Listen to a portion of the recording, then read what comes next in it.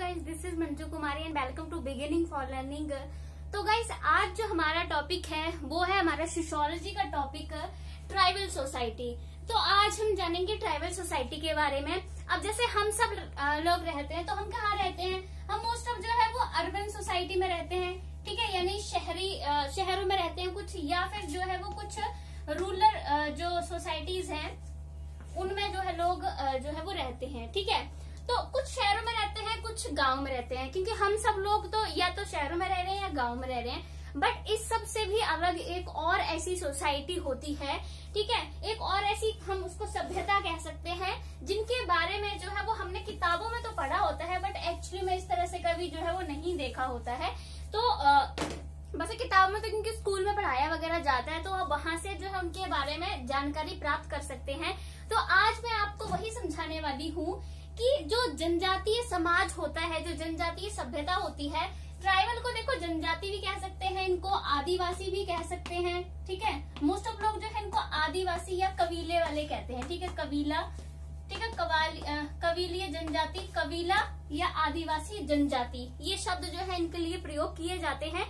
तो एक ऐसी सभ्यता, जैसे हम लोग शहरों में रह रहे हैं या गांव में रह रहे हैं, ठीक है, बट कुछ ऐसी सभ्यताएं होती हैं जो जंगलों में रहती हैं, जो पहाड़ी इलाकों में रहती हैं, ठीक है, यानी एक प्रकार से वो क्या कहती है, वो नेचर में रहते हैं, ठीक है, हम उनको नेचर में कह सकते हैं, क्योंकि आपने देखा वो प्रकृति में ही रहते हैं, ठीक है। जैसे जंगल वगैरह में रहना, प्रकृति पे ही पूरी तरह से ये लोग जो है वो निर्भर करते हैं, ठीक है। तो ज्यादातर ये आपको ये वाली जो जनजातियां हैं या ये वाली जो सभ्यता है, जनजातीय सभ्यता, जंगलों में मिलेगी, ठीक है, या फिर जो है वो पहाड़ों पर जो है वो इस तरह से ये सभ्यता जो है मिलती है। यानी ये जो हम शहर में रहते हैं, ठीक है, और या फिर हम जो गांव में रहते हैं, इन सबसे दूर, ठीक है, हम लोगों से सबसे दूर ऐसी एक सभ्यता बसती है, ठीक है, मतलब वहां भी लोग जो है वो रहते हैं। अगर आप कोई भी आप डिस्कवरी देखोगे ना, तो वहां पर ऐसे जो ट्राइबल सोसाइटीज होती हैं, जनजातीय कबीले होते हैं, उनके बारे में बहुत ही अच्छे से जो है वो उनके लाइफस्टाइल को दिखाया जाता है। तो वहां से देख आप और अच्छे से जो है वो समझ सकते हो, क्योंकि जो चीजें हम आंखों से देख के ऐसे कुछ देखते हैं तो वो ज्यादा याद रहती है बजाय हमारे सुनने के बजाय, है ना। तो डिस्कवरी पे ऐसे कोई शोज आते हैं, अगर वो देखोगे तो अच्छे से समझोगे। जैसे एक शोज आता है, मुझे उसका नाम याद नहीं है, वो अफ्रीका की ट्राइबल सोसाइटीज के बारे में जो है वो दिखाते हैं, वहां उन कबीलों के पास जो है वो जाते हैं, ठीक है, और इस तरह से कई शोज आते हैं डिस्कवरी में, वहां देखोगे तो उनकी लाइफस्टाइल को और अच्छे से जो आप समझ सकोगे। और नहीं तो आजकल तो यूट्यूब वगैरह है, ठीक है, तो वहां से भी आप आराम से जो है देख सकते हो, गूगल वगैरह पे अच्छे से उनकी पिक्चर्स वगैरह आप नजर से मतलब अच्छे से देख सकते हो, ठीक है। तो आज हम करने वाले हैं ट्राइबल सोसाइटी के बारे में। तो इनके बारे में कुछ खास चीजें, जैसे कि मैंने बोला कि पहला कि ये लोग जो है वो जंगलों में रहते हैं, ठीक है, जंगलों में या फिर जो है ये पहाड़ों में जो है वो रहते हैं, ठीक है। और दूसरी बात, जो हमारे शहर हैं, हमारे गांव हैं, जो हम लोगों की सभ्यता है एक प्रकार से, इस सबसे दूर एक अलग सभ्यता है, ठीक है। और बाकी एक उनकी विशेषता आती है नेचर, यानी ये लोग जो है वो प्रकृति पर निर्भर होते हैं, ठीक है।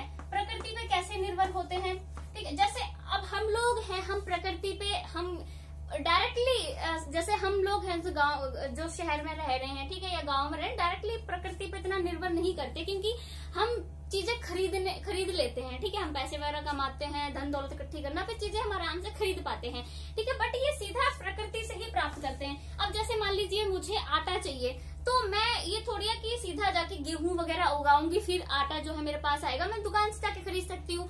बट ये जो जनजातीय कबीले होते हैं वो सीधा प्रकृति से ही प्राप्त करते हैं। कैसे? जैसे अगर इनको फल वगैरह प्राप्त करने, क्योंकि ये जंगल में रहते हैं, ठीक है, तो इनके पास इतनी ज्यादा टेक्नोलॉजी सुविधाएं वगैरह नहीं है, तो फल फ्रूट हो गए, ठीक है, ऐसे मतलब की जो जड़ी बूटियां हैं दवाई वगैरह के लिए, ठीक है, फल हो गए, जड़ी बूटियां हो गई, ठीक है, और पेड़ों की छाल वगैरह भी ये लोग खाते हैं, ठीक है, तो ये सब भी जंगल से प्राप्त करते हैं। बाकी देखो ये शिकार भी करते हैं, मांस वगैरह ज्यादा खाते हैं, क्योंकि इनका खाने का वही एक जो है प्रमुख हम कह सकते हैं कि खाद्य पदार्थ है उनका, शिकार करना, ठीक है। शिकार में जैसे मछली पालन भी जो है ये मछली पकड़ने का काम भी जो है करते हैं, कुछ कबीले मछली पालन भी इवन करते हैं, ठीक है। तो ये सब भी इनको प्रकृति से मिल रहा है, ठीक है। तो पेड़ों से लकड़ी वगैरह जलाने के लिए, क्योंकि अब ये खाना पकाएंगे तो गैस चूल्हे पर थोड़ी ना पकाते हैं हम लोग की तरह, ठीक है, तो ये चूल्हे वगैरह पे जिस तरह का भी है, जो लकड़ी और आग जलाकर ही उस पे खाना बनाते हैं। तो ये लकड़ी वगैरह, आग वगैरह जलाने के लिए, घर बनाने के लिए लकड़ी चाहिए, घास फूस वगैरह से ही जो है वो ये घर बनाते हैं, ठीक है, बांस वगैरह का प्रयोग करके। तो ये पूरी तरह से प्रकृति पर निर्भर है, ठीक है। पानी वगैरह भी नदियों वगैरह के जो से ही लेते हैं, ठीक है, उनके किनारे वगैरह पे, इसलिए लोग ये बचते हैं। तो एवरीथिंग, सारा कुछ ये डायरेक्ट प्रकृति से ले रहे हैं। बट हम लोग क्या है, हम तो दुकान पे जाके खरीद सकते हैं, ठीक है, हर चीज हम दुकान से खरीदते हैं, हम खुद डायरेक्ट प्रकृति से प्राप्त नहीं कर रहे हैं। शहरों में तो स्पेशली है, गाँव में फिर भी लोग जो है वो प्रकृति से थोड़े जुड़े रहते हैं, प्रकृति से चीजें प्राप्त करते हैं। बट शहरों में लोग तो जो है वो खाना भी बना बनाया खाना ही इवन जो है वो इस तरह से लेने की कोशिश करते हैं, फास्ट फूड वगैरह खा लेते हैं। सब कुछ जो है वो बाहर से लिया जा रहा है, खरीदा जा रहा है, प्रकृति से डायरेक्ट नहीं हम लोग सीधा से प्राप्त कर रहे हैं, जैसे कि आदिवासी लोग करते हैं, ठीक है। तो इनके बारे में विशेषता कि जंगलों पहाड़ों में रहते हैं ये लोग, गांव शहरों से दूर, प्रकृति पे पूरी तरह से जो है ये निर्भर होते हैं, ठीक है। और इनकी काफी विशेषताएं हैं, मैं विशेषताओं को करवाऊंगी अलग से, ये जस्ट मैं मीनिंग बता रही हूँ कि ऐसे कौन से लोग हैं, ठीक है।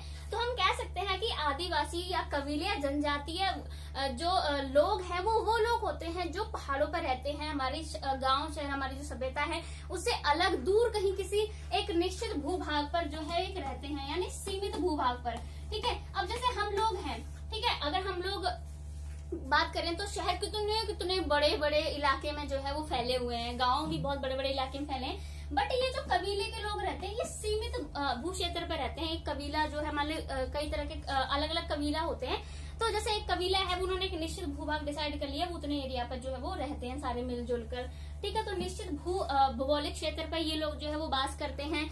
और बाकी ये है कि ये जो है वो स्वतंत्र होते हैं, ठीक है, जैसे हम लोग हैं, ठीक है। अब स्वतंत्र कैसे हो गए, ठीक है, मतलब कि फ्रीडम होती है, इनके पास अपनी स्वतंत्रता होती है, आत्मनिर्भर भी मैं इन्हें जो है वो कह सकती हूँ।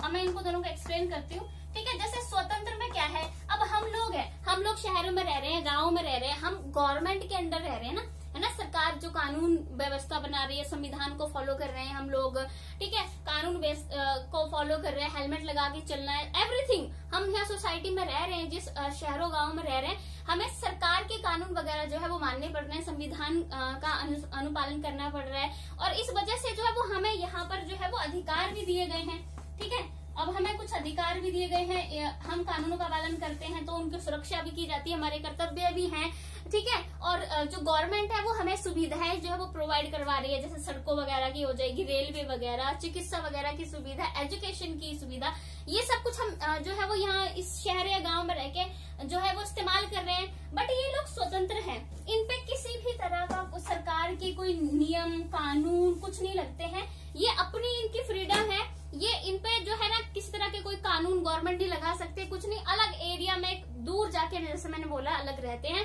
अपने इनके कानून नियम जो कुछ भी होते हैं। इसीलिए ये लोग जो है ना, जैसे इनके अपनी जैसे हमारा भाषा सब कुछ है, इनका अपना अलग ही इनकी भाषा होती है, ठीक है, इनकी अलग भाषा होती है, संस्कृति होती है इनकी अलग, ठीक है, खान पान जो है वो सब कुछ इनका अपना अलग होता है।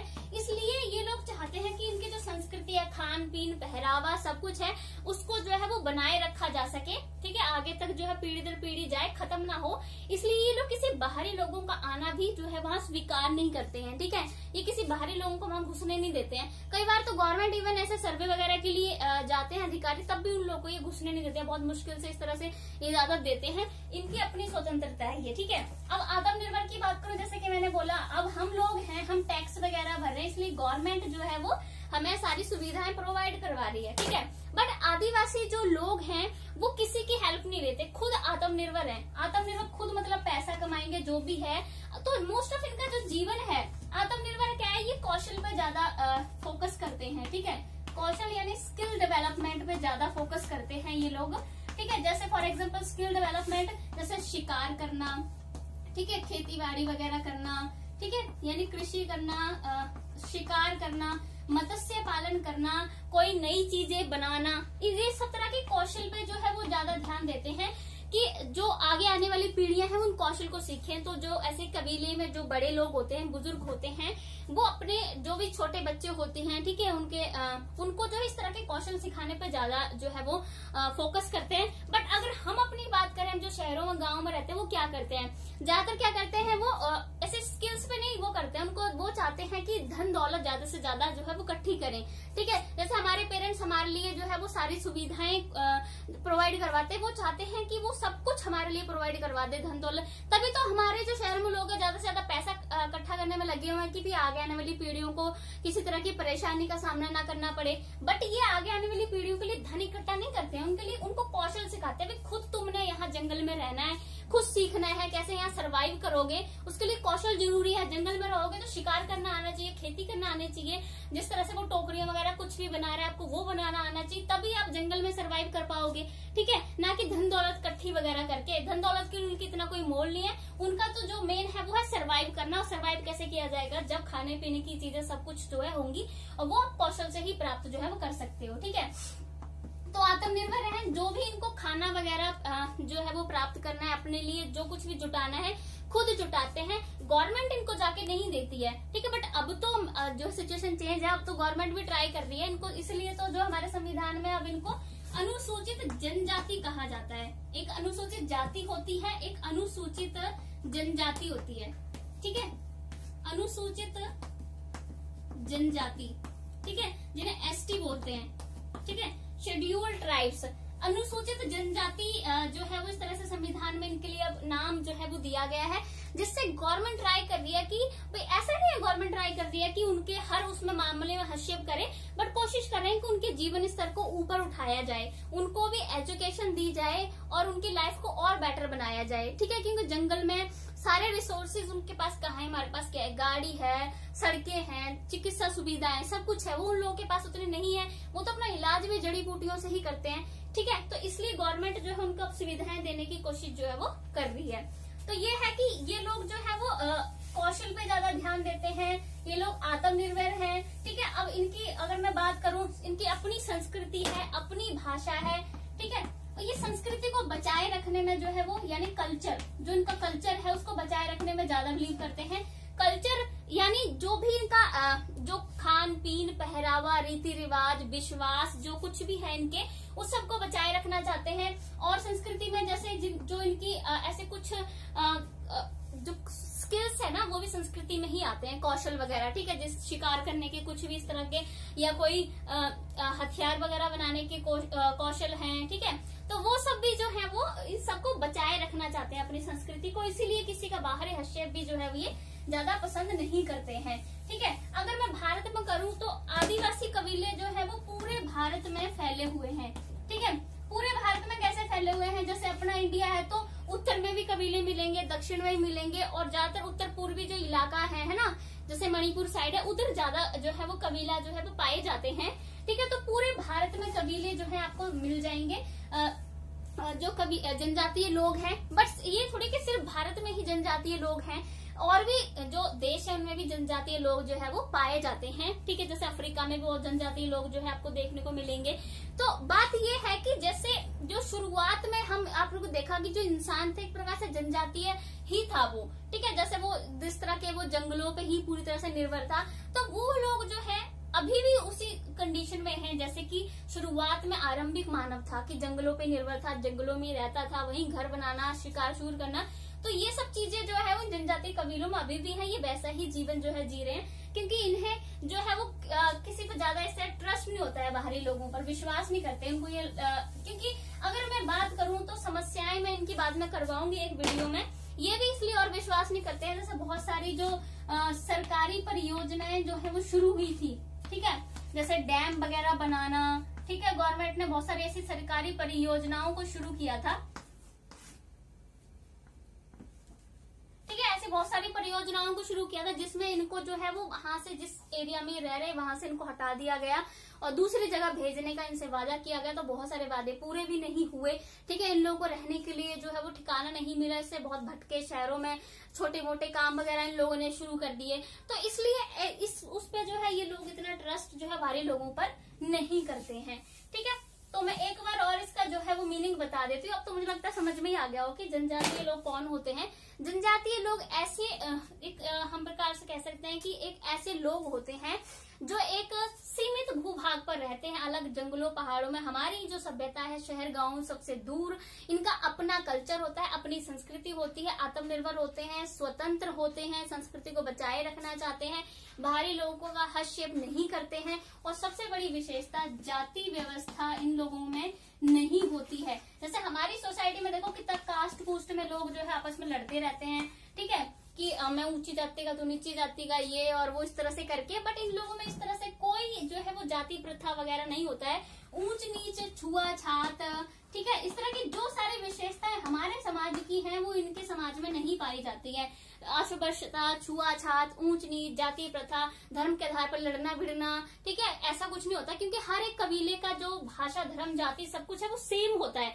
तो एक कबीले आपस में लड़ ही नहीं सकते हैं, ठीक है। जैसे हमारी सारी सोसाइटी, हम एक सोसाइटी में इकट्ठे होकर रह रहे हैं, लेकिन फिर भी यहाँ सब लोगों के अपने धर्म, जाति, कास्ट है, सबके अलग अलग है, फिर इसलिए आपस में लड़ी जा रहे हैं। तो इन लोगों का ऐसा नहीं होता है, ये अलग अलग कबीले बनाते हैं। तो हर कबीले का जो एक कबीला है, जैसे मान लीजिए 5 कबीले हैं, तो एक कबीले की अपनी अलग ही धर्म, जाति, संस्कृति होगी, और वो आपस में इस चीज पे जो है वो नहीं लड़ते हैं हम लोगों की तरह, ठीक है। ऊंच नीच, धर्म, जाति, इस तरह के उस पे इन लोगों में नहीं पाया जाता, किसी तरह का कोई वर्गीकरण नहीं पाया जाता इन लोगों में, ठीक है।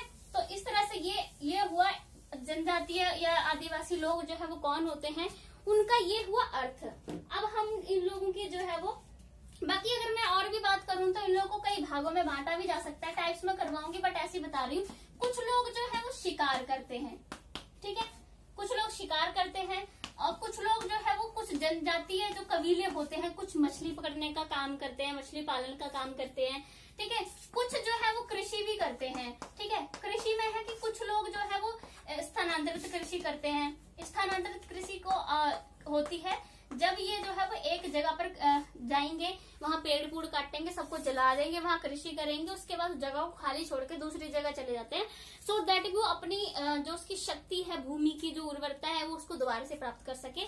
तो इसको स्थानांतरित कृषि कहते हैं। कुछ जो है वो स्थायी रूप से एक जगह रुक कर भी कृषि जो है वो करते हैं, ठीक है। तो इस तरह से ये अलग अलग काम अलग अलग कबीलों का अलग अलग तरह से हम उनको बांट भी सकते हैं। कुछ कबीले जो शिकार करते हैं, कुछ जो मछली पकड़ते हैं, कुछ कृषि करते हैं, कुछ कबीले, ठीक है। और कुछ कबीले तो आजकल थोड़ा और है कि शहरों में जाके छोटे मोटे काम कर रहे हैं। तो इस तरह से हम कबीलों को जो है काम के आधार पर भी बांट सकते हैं। तो अब हम लोग करेंगे इनकी परिभाषा कि कौन कौन से हमारे समाज शास्त्र में, सोशियोलॉजी में ऐसे कौन से विद्वान हैं जिन्होंने जो है इनके बारे में अपनी विचार जो है व्यक्त किए हैं, ठीक है। डेफिनेशंस यानी परिभाषाएं। हम यहाँ कम से कम 2 परिभाषाओं की बात जो है वो अभी करेंगे, ठीक है। तो जो पहले विद्वान है हमारे, जो इन्होंने परिभाषा दी है, तो पहले विद्वान है हमारे गिलिन एंड गिलिन। तो गिलिन और गिलिन कहते हैं कि जनजातियां स्थानीय कुलों तथा वंशों की एक व्यवस्था है जो एक समान भूभाग में रहते हैं, जैसे कि मैंने बताया, ठीक है। समान भाषा बोलते हैं तथा एक जैसी संस्कृति का अनुकरण करते हैं। जैसे कि मैंने आपको पहले समझाया, इनका जो है वो अर्थ वही है कि ऐसे एक हम कह सकते हैं व्यवस्था होती है जिसमें लोग जो है समान भूभाग पर रहते हैं, एक जैसी भाषा, एक जैसी संस्कृति, एक जैसी जो है खाना पीना पहरावा जो है उनका होता है, उन्हें जनजातीय लोग जो है वो कहते हैं, ठीक है। तो अब हम लोग बात करेंगे सेकंड डेफिनेशन की। 2 डेफिनेशन करवाऊंगी मैं यहाँ पर। तो नेक्स्ट डेफिनेशन है, सेकंड डेफिनेशन, वो है D.N. मजूमदार के अकॉर्डिंग। D.N. मजूमदार कहते हैं एक जनजातीय परिवार अथवा परिवार समूहों का एक ऐसा समूह मात्र होता है जिसके सदस्य एक निश्चित स्थान पर रहते हैं, एक ही भाषा बोलते हैं तथा प्यार, पेशे अथवा उद्योगों के विषय में कुछ नियमों की पालना करते हैं तथा उन्होंने आपसी आदान प्रदान की व्यवस्था विकसित कर ली है, ठीक है। मैं इसको दोबारा से रीड कर देती हूँ। एक जनजातीय परिवार अथवा परिवार समूहों का एक ऐसा समूह माना जाता है जिसके सदस्य एक निश्चित स्थान पर रहते हैं, एक ही भाषा बोलते हैं तथा प्यार, पेशे अथवा उद्योगों के विषय में कुछ नियमों की पालना करते हैं अथवा उन्होंने आपसी आदान प्रदान की व्यवस्था विकसित कर ली है। तो इनका भी जो परिभाषा का जो उद्देश्य है, जो मकसद है, जो ये कहना चाहते हैं वही है कि ये लोग जो है वो एक निश्चित भूभाग पर रहते हैं, जनजातीय लोग, और इनकी एक ही जो एक जनजातीय समूह होता है, उनकी एक ही भाषा, उनकी संस्कृति, उनके खान पीन सब जो है वो एक ही होता है, ठीक है। एक कबीले का, अलग अलग कबीलों का जो है खान पीन, भाषा, सब कुछ जो है वो अलग अलग हो सकता है, ठीक है, तो अब हम लोग बात करेंगे इसके कैरेक्टरिस्टिक्स की। ठीक है, क्या इसकी जो जनजातीय कबीले हैं उनकी विशेषताएं क्या होती हैं। कैरेक्टरिस्टिक्स यानी विशेषताएं क्या हैं इन लोगों की। विशेषताएं बहुत ही आसान है, क्योंकि इतना कोई टफ टॉपिक नहीं है, आसान से जाना पहचाना सा टॉपिक है, सबको आसानी से जो है पता रहता है जनजाति कबीलों के बारे में। तो इतना हम बड़े हो गए कि अब तक तो सबको इस चीज की जानकारी है ही है। ठीक है, पहला है कलेक्शन ऑफ फैमिलीज, इसका जो पहला पॉइंट है मैंने सेकंड पहले लिख दिया।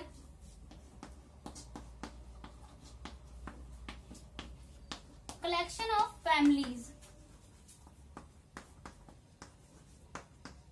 कलेक्शन ऑफ फैमिलीज यानी परिवारों का समूह। ठीक है, परिवारों का समूह। तो ये जो जनजातीय लोग होते हैं, ठीक है, ये जो जिनका एक जो कबीला बनता है, ठीक है, अलग अलग कबीले होते हैं, तो ये जो एक कबीला होता है उसमें ये सारे जो है परिवारों का एक समूह होता है, सारे परिवार के सदस्य होते हैं, खून के रिश्ते वाले सदस्य जो है होते हैं।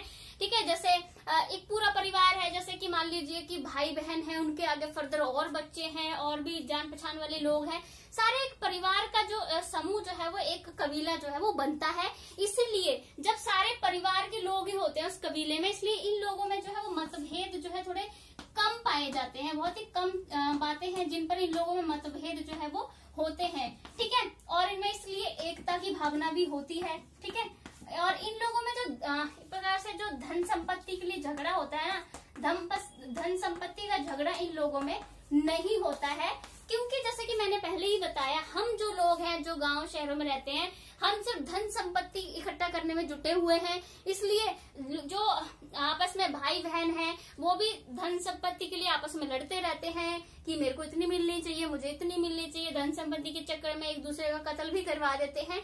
इन लोगों का जो मैंने पहले बोला कि ये धन संपत्ति इकट्ठा नहीं करते हैं, ये कौशल पे ध्यान देते हैं, स्किल्स पे ध्यान देते हैं कि जो कौशल हमें आते हैं, जो हमारे अंदर स्किल है, वो हम अपने बच्चों को जो है वो सिखा सके, सो दैट कि वो सरवाइव कर सके यहाँ जंगल वगैरह में। जैसे शिकार करने का कौशल है, कृषि करने का कौशल है, हथियार बनाने का कौशल है। ठीक है, इस तरह के स्किल सिखाते हैं ना कि धन संपत्ति इकट्ठा करके उनके लिए फिर चले जाते हैं। इसलिए इन लोगों में एकता पाई जाती है। धन संपत्ति के नाम पे इतना आपस में लड़ते झगड़ते ये लोग नहीं है। ठीक है, और बाकी एक ही फैमिली के जो सदस्य है वो मिलजुल कर रहते हैं, और इसलिए इनकी जो भाषा है, संस्कृति है, सब कुछ जो है वो एक ही होती है, और इसमें इनमें जो है मतभेद कम पाए जाते हैं। ठीक है, तो ये परिवारों का ही एक समूह होता है। और बाकी जैसे अगर मैं बात करूं, एक धन संपत्ति हो गई, एक उत्पादन वाली बात हो गई कि जैसे मैंने बोला कि एकता एक तो धन संपत्ति को लेकर होती है, क्योंकि धन संपत्ति को लेकर झगड़े होते नहीं है। दूसरा है उत्पादन को लेकर, यानी जो ये प्रोडक्शन करते हैं, मतलब कोई भी अगर कोई चीज भी कहीं से प्राप्त कर रहा है तो हम लोगों में होती है कि अगर मुझे मिला है तो ये मेरी है। ठीक है, मेरे अकेले के लिए। जैसे अगर मैं जस्ट एक ऐसे एग्जांपल ले रही हूँ, वाली मुझे रास्ते में 100 रुपए का नोट मिला, तो ये बोलूंगी ये मेरा है, मेरे पूरी फैमिली का नहीं है, जस्ट मेरा है क्योंकि मुझे मिला है। ठीक है, तो मतलब इसमें मेरे की ज्यादा भावना होती है। अगर मैं बात करूं तो शहरों में या गाँव में, ठीक है, थोड़ी ये भावना आजकल तो और ज्यादा ही जो है बढ़ती जा रही, चाहे पहले ये भावना इतनी नहीं थी। तो इन लोगों में क्या होता है कि ये जो कुछ भी चीज प्राप्त करते हैं ना, मान लीजिए किसी एक ने शिकार किया है तो वो पूरे कबीले के लिए जो है वो उसमें बांटा जाएगा। किसी को कोई चीज मिली है वो पूरे कबीले की चीज मानी जाती है, एक का उस पर एक अधिकार नहीं रखा जाता है। अगर आप इस तरह के जो शोज हैं डिस्कवरी पे देखोगे तो वहां पूरा दिखाते हैं कि वो शिकार करने जाते हैं, ऐसे कबीले के कुछ जो पुरुष होते हैं इकट्ठे होके एक शिकार ले कहते हैं, वो पूरे कबीले के लिए होता है। तो पूरा कबीला जो इस तरह से जश्न मनाता है और एक साथ में पूरे इसको शिकार को समय बांट के खाया जाता है। ठीक है, तो इनमें ये है कि तेरे मेरे की भावना ज्यादा नहीं होती है। जो भी एक चीज होती है वो एक अकेले व्यक्ति का उस पर अधिकार नहीं होता है, बल्कि उसे पूरे कबीले की चीज जो है वो माना जाता है। ठीक है, देन सेकंड आता है कॉमन टेरिटरी।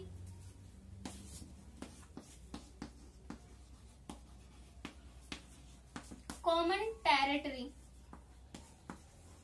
कॉमन टेरिटरी यानी हम इसको कह सकते हैं भौगोलिक क्षेत्र। ठीक है, मतलब इनका जो समान भौगोलिक क्षेत्र होता है, जैसे कि मैंने पहले ही बोला था कि एक ही सीमित एरिया पर रहते हैं एक साथ में। जैसे अगर मैं बात करूं शहरों की, गाँव की, तो कितने बड़े एरिया में शहर फैले हुए हैं। अगर रिश्तेदारों ही हम देख लो, अगर कोई हमारा दिल्ली में रह रहा है रिश्तेदार, तो कोई मुंबई में रिश्तेदार रह रहा है, कोई कहीं रह रहा है, ठीक है, हमारे तो यही होता है। बट कबीलों की बात ऐसी नहीं होती, इनके सारे रिश्तेदार एक ही कबीले में एक ही भूभाग पर रहते हैं, ठीक है, जो उन्होंने निश्चित किया होता है वहीं पर जो है इनका अपना एक साथ सारे परिवार इकट्ठे हो जाते हैं, ठीक है, इनका इसीलिए फिर जो एक साथ ही रहते हैं, तो इनका सारा खाने पीने का सब कुछ जो है वो रीति रिवाज सब कुछ एक जैसे ही होते हैं, ठीक है। जैसे ये पहाड़ों में रह रहे हैं जाके, तो पहाड़ों का एक एरिया डिसाइड कर लेते हैं कि यहाँ रहना है, तो सारे मिलकर वहीं रहते हैं। हमारी तरह नहीं कोई दिल्ली में, कोई मुंबई में, कोई कहीं रह रहा है, उस तरह से नहीं, परिवार के सारे सदस्य एक जगह रहते हैं और एक कबीले का जो है वो निर्माण करते हैं, ठीक है। तो इस तरह से है कि एक ही जगह पर जो है ये लोग रहते हैं और एकता की भावना जो है इनमें पाई जाती है, ठीक है। और बाकी जैसे कि मैंने बोला कि ये लोग जो है वो बाहरी लोगों का हस्तक्षेप जो है पसंद नहीं करते हैं, ठीक है, क्योंकि इनको इतना ट्रस्ट नहीं होता है बाहरी लोगों पर, जो अपने लोग होते हैं उन पे ही ये लोग जो है वो विश्वास करते हैं, ठीक है। तो इनके जो ऐसे कबीला के एरियाज होते हैं वहां जो है वो इस तरह से एंट्री नहीं देते, ये किसी को आने नहीं देते, ठीक है। जैसे कि मैंने पहले बताया कई कई जगह पे ऐसे भी होते हैं कबीले जो सरकारी अधिकारियों को भी वहां आना जो है उनका पसंद नहीं करते हैं वो, ठीक है। देन सेकंड है common language and common name, sorry third point है ये कॉमन लैंग्वेज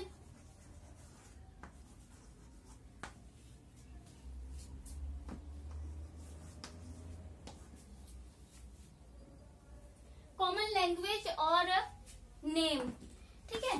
तो ये जो मैंने पहले से ही बता दिया, कॉमन यानी एक ही भाषा होती है और पूरे कबीले का जो है वो एक ही नाम होता है, ठीक है। तो जैसे मैंने बोला जो अलग अलग कबीले होते हैं उनकी अपनी अलग अलग संस्कृति होती है, बट एक कबीले की बात करूं तो जो एक पूरा कबीला है उसकी एक ही भाषा होगी, एक ही संस्कृति होगी, एक ही रीति रिवाज होगा। जैसे अगर वो किसी देवता की पूजा भी करते हैं, देवी देवता की, तो वो एक ही देवी देवता की पूजा करेंगे, ठीक है। जैसे हमारे शहरों में तो अलग अलग धर्म जातियां कितना कुछ है, कोई किसी देवता की पूजा कर रहा है, हिंदू धर्म की अगर मैं बात करूं तो उसमें भी भिन्नता है बहुत ज्यादा, कोई किसी देवता की पूजा कर रहा है, किसी देवी की पूजा कर रहे हैं, ठीक है। फिर उस तरह से धर्म भी अलग अलग है, कोई सिख धर्म का है, ठीक है, कोई हिंदू धर्म का है, कोई मुस्लिम धर्म का है, इस तरह से जो है वो धर्मों भी लोग अलग अलग मानते हैं। बट मैंने बोला कि जो ये कबीले होते हैं इनके एक कबीले का जो है वो एक ही भाषा होती है, ठीक है। अब हम लोगों की भाषाएं भी अलग है ना, बट इन लोगों की भाषा भी एक होती है, पहरावा भी एक जैसा ही पहनेंगे, एक साथ रहते हैं तो, और जो इनके धार्मिक विश्वास है वो भी एक जैसे ही होते हैं, ठीक है। खाना पीना पहरावा सब इनका एक जैसा होता है, इसलिए जो एक कबीला होता है उसका एक ही नाम जो है वो रखा जाता है। अलग अलग कबीलों का अलग अलग हो सकता है, लेकिन एक कबीले का नाम जो है वो एक ही होता है, ठीक है। मतलब अपना एक नाम का इस तरह से एक अस्तित्व सा बनाते हैं, इनका नाम से एक अस्तित्व होता है कि ये वाला कबीला, ठीक है। जैसे आपने आगे मैं बताऊंगी कौन कौन से कबीले, जैसे गोंड है, भील है, ये कबीलों के नाम है, ठीक है। तो इन जैसे गोंड कबीला है उसकी अपनी अलग कल्चर, अलग संस्कृति, सब कुछ उसका अलग है।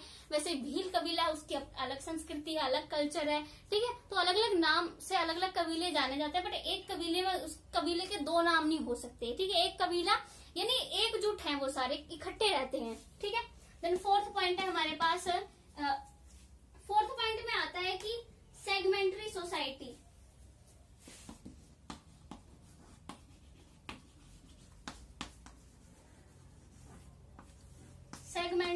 सेगमेंटरी सोसाइटी, सेगमेंटरी का होता है खंडात्मक, ठीक है। खंडात्मक मतलब जिसके टुकड़े टुकड़े हो, जो अलग अलग भागों में जो है वो बटी हो।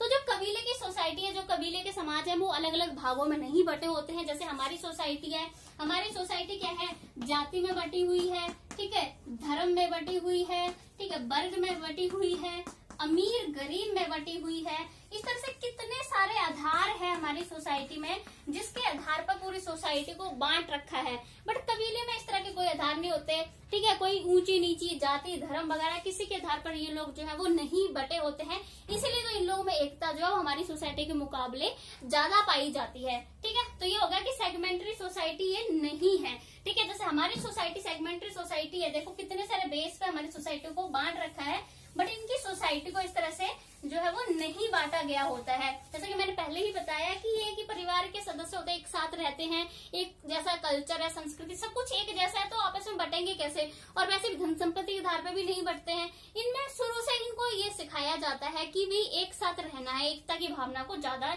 ये उस पर बल देते हैं। देन नेक्स्ट है कॉमन कल्चर, ठीक है, जो कि कॉमन से पॉइंट्स है, वैसे ये एक जैसे ही पॉइंट्स हैं, ठीक है। फिर भी मैं बता ही देती हूँ। कॉमन कल्चर यानी इनकी एक ही संस्कृति होती है, समान संस्कृति होती है। अब हम लोग की संस्कृति देखो, सबकी स्टेट के अकॉर्डिंग हमारी संस्कृति अलग है, एक स्टेट में अंदर हमारी संस्कृति अलग है। अगर मैं जिस स्टेट के अकॉर्डिंग करूँ, पंजाब की संस्कृति आपको अलग देखने को मिलेगी, ठीक है। उनका खाना पीना पहरावा की वो सरसों का साग वगैरह बहुत फेमस है। तो जैसे अगर मैं अपने जो भारत के स्टेट से उनके अकॉर्डिंग बात करूं, है ना, कल्चर की, तो हमारे यहाँ सब स्टेट के अकॉर्डिंग अलग अलग कल्चर है। जैसे पंजाब का अलग कल्चर है ना, कि उनका ड्रेसिंग जो स्टाइल है वो अलग है, खाने पीने की चीजें उनकी अलग पाई जाती है, इसके लिए पंजाब फेमस है, ठीक है। वैसे अगर मैं हरियाणा की बात करूं तो वह एकदम उल्टा हो जाता है, उनका अलग एकदम कल्चर हो जाता है। वैसे अगर मैं गुजरात की बात करूं तो वहां का उनका अपना अलग कल्चर हो जाता है, अलग सारे उनके त्योहार वगैरह हो जाते हैं। तो इस तरह से हमारी जो सोसाइटी है ना, उसमें इतने सारे जो है वो अलग अलग तरह से जो है वो संस्कृति पाई जाती है, ठीक है। बट अगर मैं कबीलों की बात करूं तो इन लोगों का ऐसा नहीं होता है, इन लोगों का जो है वो कॉमन कल्चर पाया जाता है। जैसा कि मैं पहले ही बोलती आई हूँ कि एक ही परिवार के लोग होते हैं ये, ठीक है, परिवारों का समूह होता है ना। तो एक ही परिवार के लोग हैं, इनमें एकता पाई जाती है। इनका जो धर्म ऐसा तो उनका कुछ खास वैसा हमारी तरह मानते नहीं है ये लोग, अलग देवी देवताओं की प्रकृति की पूजा करते हैं। तो ये सब इनका कॉमन होता है, ठीक है। तो इसलिए क्या है, जो इनका कल्चर भी है वो एक जैसा ही कल्चर होता है, खाना पीना पहरावा विश्वास धार्मिक विश्वास, ठीक है, ये सब इनके एक ही होते हैं। इसलिए तो इनमें एकता ज्यादा पाई जाती है, ठीक है। तो इसलिए क्या है कि इनका जो है वो खाना पीना पहरावा विश्वास सब कुछ एक है, यानी इनका कॉमन कल्चर है। अगर अब हम बात करेंगे इकोनॉमिक स्ट्रक्चर की। इकोनॉमिक स्ट्रक्चर क्या होता है इनका,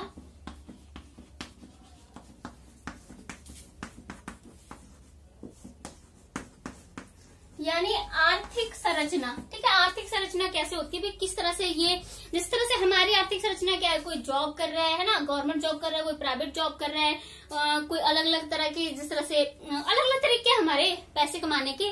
तो इन लोगों का इकोनॉमिक स्ट्रक्चर क्या है, पहला तो इनका शिकार है, शिकार से ही अपने फैमिली का परिवार का पेट भी भरते हैं, ठीक है, मतलब अपने कबीले का पेट भरते हैं।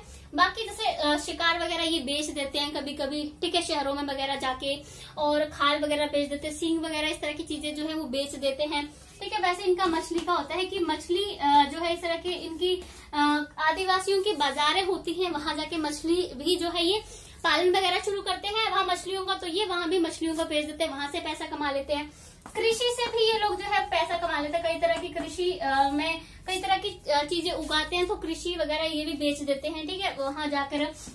वैसे जंगलों का सामान जो है ये काफी होता है, जैसे जंगलों का सामान क्या क्या हो जाएगा, जैसे जड़ी बूटियां हो जाएंगी, ठीक है, कुछ लकड़ी हो जाएंगी जो बहुत कीमती होती हैं, उनको बेच देते हैं। इससे जैसे जो आदिवासियों की मार्केट्स होती है ना, वहां पर ये चीजें बेचते हैं, बाहर से व्यापारी बहुत आते हैं इनके सामान लेने। तो ये इनका इस तरह से स्ट्रक्चर वो है, इकोनॉमिक स्ट्रक्चर है, पैसे कमाने का तरीका है। कुछ मजदूरी भी करते हैं, कुछ जो आदिवासी लोग होते हैं, जब उनके वहाँ क्षेत्र में कुछ ज्यादा चीजें नहीं रह जाती हैं, तब मजबूरन उनको जो है काम कुम करने के लिए शहरों में जो है वो जाना पड़ता है, तो वो शहरों में आके जो है वो काम करते हैं, ठीक है। तो ये इस तरह से पैसे कमाने का इनका स्ट्रक्चर जो है वो होता है, ठीक है। द नेक्स्ट पॉइंट है हमारे पास, वैसे इकोनॉमिक स्ट्रक्चर इनका इतना ज्यादा हमारी तरह कॉम्प्लिकेटेड नहीं है। द नेक्स्ट पॉइंट है हमारे पास डिवीजन ऑफ लेबर।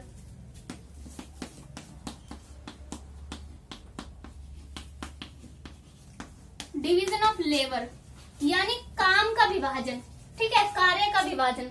अब हमारी सोसाइटी में आपको देखो कार्य का विभाजन जो है वो अलग अलग उस पे किया गया, जैसे कि जाति के आधार पर काम का विभाजन किया गया था, ठीक है, और इस तरह से ही वर्ग के आधार पर जो है वो काम का विभाजन किया गया था। जाति के आधार पर आपको पता है कि जो वर्ण व्यवस्था बनाई थी कि ब्राह्मण जो है वो क्या काम करेंगे, ब्राह्मणों का काम है ऐसे पवित्र ग्रंथ वगैरह को पढ़ना, यज्ञ वगैरह करवाना, मतलब धार्मिक जो काम है वो ब्राह्मण करेंगे। और क्षेत्रियों को जो काम दिया था, जैसे राजा वगैरह बनते थे वो युद्ध वगैरह करते थे, वैश्य जो लोग थे वो व्यापार करते थे, वैसे जो शूद्र लोग थे वो इन तीनों जो वर्ग थे इनकी सेवा का काम करते थे। तो इस तरह से जाति वर्ग के आधार पर जो है वो कामों का विभाजन किया गया। वैसे कबीले की जो सोसाइटीज होती हैं, आदिवासी जो समाज होते हैं, वहां इस तरह से जो है वो कार्यों का विभाजन नहीं किया गया होता है। आदिवासी समाज में कार्यों का विभाजन किया गया होता है, लिंग के आधार पर करते हैं वैसे ये कार्यों का विभाजन, ठीक है, लिंग के आधार पर कि महिला जो है वो घर के काम करती है, ठीक है। ज्यादातर जैसे वो पुरुष शिकार वगैरह करते हैं, तो पुरुष शिकार करके लेके आ रहे हैं, ठीक है। पुरुषों का काम मेनली होता है ज्यादातर तो शिकार करना होता है या खेती बाड़ी वगैरह करना, तो महिलाएं घर के काम जैसे शिकार लेके आए, उसके सफाई करके उसको पकाना, बच्चों की देखभाल करना, लकड़ी वगैरह जंगल से इकट्ठी कर लेना, जड़ी बूटियां, इस तरह की टोकरियां वगैरह बुन लेना, इस तरह के काम महिलाएं करती हैं, ज्यादा पुरुष शिकार करते हैं, ठीक है। और बच्चे जो है वो छोटे मोटे काम जो उनसे कराए जा सकते हैं वो करते हैं, ज्यादा वैसे काम उनसे नहीं कराए जाते हैं, ठीक है। तो लिंग के आधार पर भी जो है वो यहाँ इस तरह से जो काम का विभाजन जो है देखने को मिल जाता है, पर धर्म, जाति आदि के आधार पर जो है वो कार्य का विभाजन यहाँ देखने को नहीं मिलता है। कुछ विशेष कार्य भी होते हैं जो विशेष लोग ही करते हैं, जैसे मुखिया का जो काम है आदेश देना, नियम रेगुलेशन बनाना इनके कबीले के, तो वो सिर्फ मुखिया ही करेगा, ठीक है। अब कबीले में पुजारी भी होते हैं, तो पुजारी का काम जो है वो पुजारी ही करता है वैसे, ठीक है। वो पुजारी के लिए डिसाइड होता है कि पुजारी इस तरह की चीजें करेगा, बट हमारी तरह इनके जो कार्य हैं डिसाइड नहीं होते कि नीचे जाति के लोग ये काम नहीं कर सकते, ऊंची जाति के लोगों को ही ये वाला काम करने की इजाजत है। जैसे हमारा होता नहीं था कि व्यापार करने का काम है कि शूद्र व्यापार नहीं कर पाएंगे, क्योंकि व्यापार सिर्फ वैश्य कर सकते थे, शूद्र व्यापार नहीं कर सकते थे, उसके लिए उनको दंड दिया जाता अगर कोई ऐसा करता था। बट इनकी सोसाइटी में ऐसा कुछ भी नहीं है, ठीक है। द नेक्स्ट जो पॉइंट है हमारे पास वो है पॉलिटिकल ऑर्गेनाइजेशंस कैसी होती हैं इन लोगों की। 8th पॉइंट है पॉलिटिकल ऑर्गेनाइजेशंस। राजनीतिक संगठन किस तरह के होते हैं?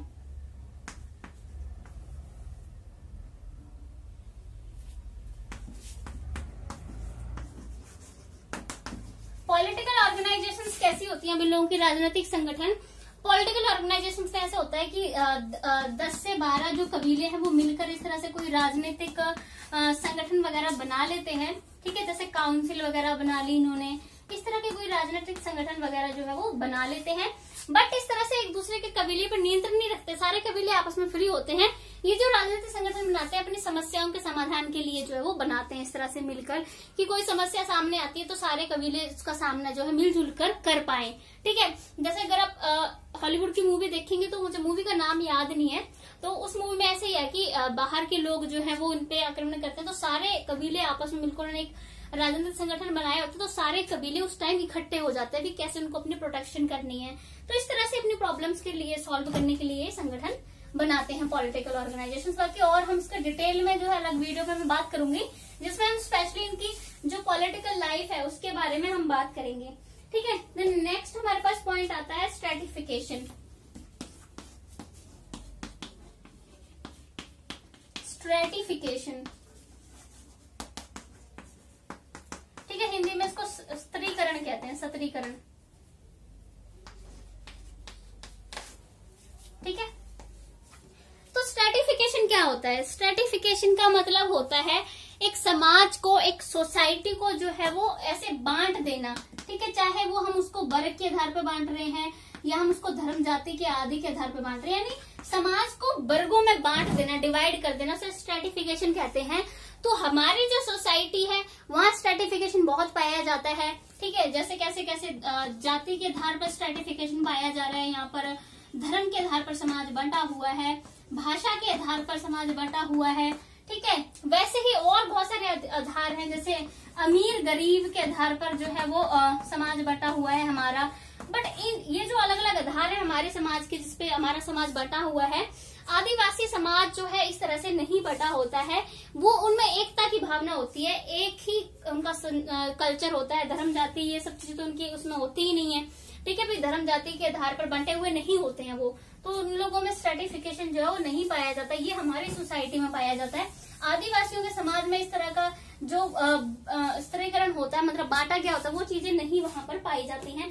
देन लास्ट पॉइंट आता है म्यूचुअल कोऑपरेशन। ये पॉइंट पहले से ही मिलता जुलता है। 10th पॉइंट है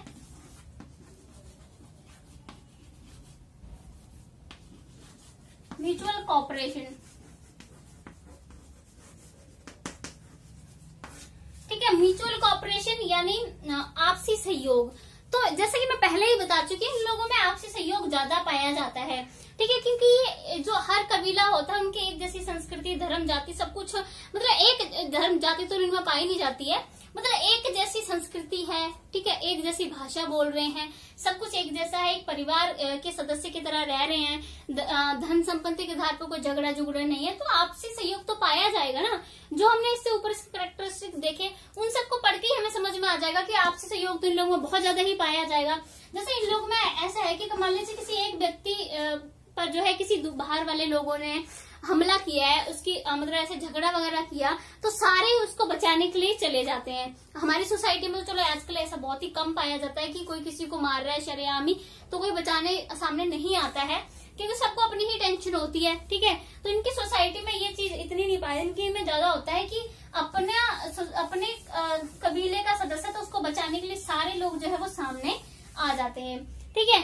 तो ये हुई हमारी कैरेक्टरिस्टिक्स। बाकी जो इनकी मैरिज लाइफ है, सब कुछ, पॉलिटिकल लाइफ, सोशल लाइफ कैसी है, इकोनॉमिक लाइफ कैसी है, उस सब पे भी हम अगले वीडियोस में डिस्कस करेंगे। अगर आपको ये वीडियो अच्छी लगे तो लाइक शेयर सब्सक्राइब जरूर करना, और अगर आप पॉलिटिकल साइंस और सीटेट की वीडियोस भी देखना चाहते हो तो मेरे चैनल पे आके देख सकते हो। Thank you so much guys.